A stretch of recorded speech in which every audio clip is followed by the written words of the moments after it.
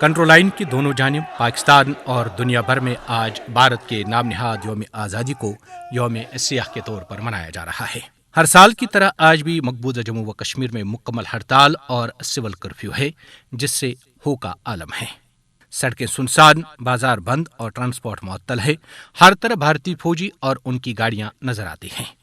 مقبوضہ کشمیر میں جہاں گزشتہ روز سبز ہلالی پرچم لہرائے جا رہے تھے، آج وہاں سیاہ پرچم لہرا رہے ہیں۔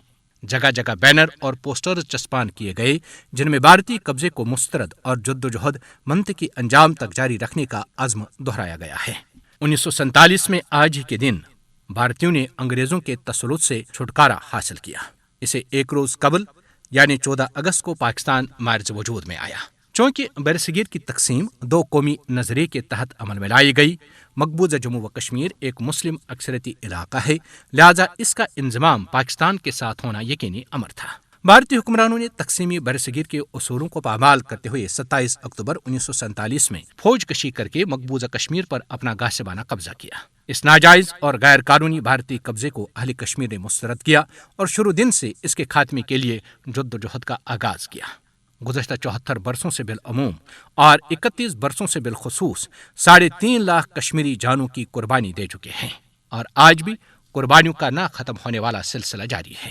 بھارت ظلم و جبر کے تمام حربے آزما چکا ہے۔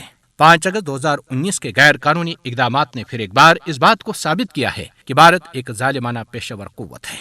بھارت کی جانب سے دنیا کی سب سے بڑی جمہوریت ہونے کا دعویٰ مقبوضہ کشمیر میں بے نقاب ہوتا ہے۔ اہل کشمیر کی طرف سے یوم سیاہ منانا دنیا کو یاد دلانا ہے کہ بھارت ایک غاصب قوت ہے۔